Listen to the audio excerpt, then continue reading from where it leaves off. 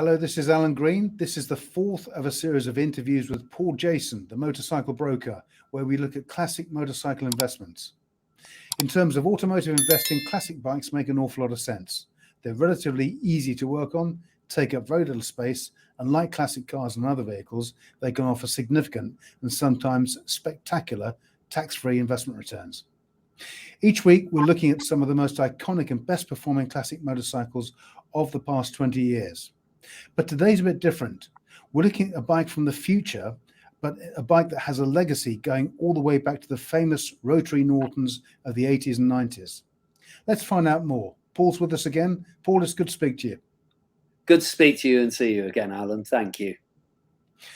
Paul, of course, Brian Crichton's famous rotary engine goes all the way back to the 1980s when those wonderful JPS Norton liveried race bikes, and I'll bring a picture up here, were piloted by Trevor Nation, Steve Spray, Steve Cole, and of course the late Steve Hislop, who won the 1991 Senior TT on a privately entered machine. Can you just give us a brief potted history of the rotary Norton from this point? Yes.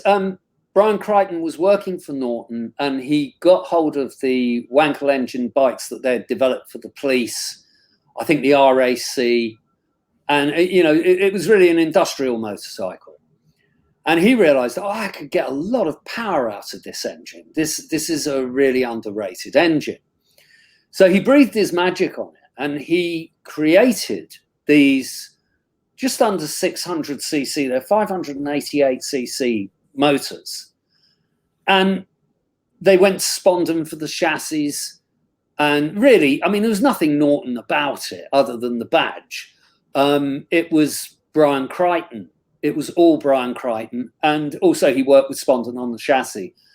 And when they first tested the bike for racing, one of the riders, I don't know which one it was, I can't remember, but the present owner of the company told me, they went out on the maiden ride on it, and Brian Crichton said to him, like, right, what do you want me to do to sort the bike out and make it better? And he just turned around and said, nothing, is perfect. And he just went out and won, which to build a motorcycle and go out and win races, from scratch, it's unheard of. You just don't do that. And it's an incredible motorcycle, and they won also, they just beat everybody. And I believe, I've been told, that Honda weren't very happy about it and complained. And eventually the British Championship changed the rules and said that because the rotor fires 3 times on every rotation, it makes it an 1800cc bike, and they just banned it from racing. It's not true. It only has one spark plug. It only fires once every rotation. So, I mean, it's just totally stupid. But anyway, it is what it is. People didn't like the competition. People with a lot more money complained loud enough and got it banned. But that wasn't the end of the story. I mean, not those Nortons folded in. I think it was 92 or 94, because Duckham's then Rotron bought this and worked with Brian Crichton, and Duckham's sponsored them after JPS fell off. Yeah, that was from 92 to 94, and they got banned in 94, and it was all dropped then. And those Duckham's motorcycles, that whole team, were bought for very little money by someone I know. And was sold for an absolute fortune to a museum in the last couple of decades. And now you can see them and they get started up and so on.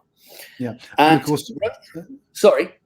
I was going to say, during that time as well, Paul, of course, Norton tried to sort of help raise further funds by launching the Norton RC588, which is, of course, the road-going version of that.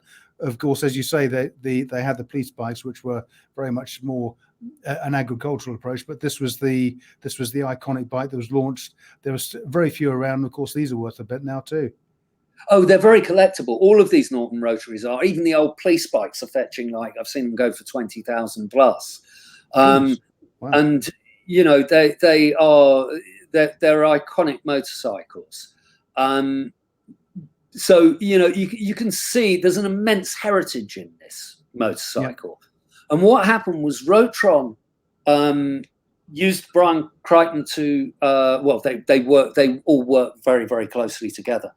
Rotron produced helicopters, and that 700cc motor at 220 brake horsepower now, it now is used in a helicopter that lifts 2 people. And what they've done, they've now created Crichton motorcycles. And they've taken this 700cc motorcycle, they've gone back to Spondon and said, let's build the most incredible rolling chassis. And let's put this 700cc rotary motor in it and see what we get. So what you've got now, they're building 25 motorcycles, that's all. There's 15 left. They haven't even tried to sell them. The first 10 have just flown out the door. And they've created a 220 horsepower track bike for the track only, with the highest quality parts. And it weighs 129 kilos. That's unheard of. It is, which is less than a MotoGP bike. Far less. I think MotoGPs, I'm not sure what they are. I would imagine they're around 150, 160 kilos. So this knocks spots off it. And it's 220 brake horse.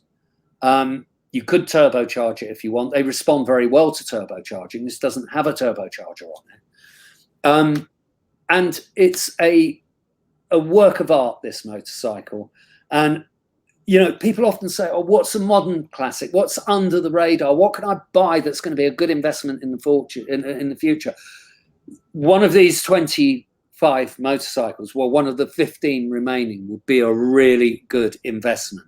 And on a track that you're going to have a great deal of fun, and you could be a not very good rider and you'll just wipe the field with it. So, I highly recommend these. And there's a lot of exciting stuff behind it going to come, which I can't say anything about. But Crichton are something to watch. And the development of this motor and the development of this motorcycle and what's going to come is really going to be fascinating. And I think that is an out-of-the-box classic, which a lot of people thought the Superleggera Ducati was and things like that. They weren't, and I warned people and said they're not going to be. But this will be up there. And again, if you look at the Britain motorcycle, which is another one, and that unfortunately, it won the Isle of Man, it won all sorts, but they now go for millions of pounds, any Britons that are lying around. They go for millions and millions of pounds, and that wasn't curtailed by the race authorities.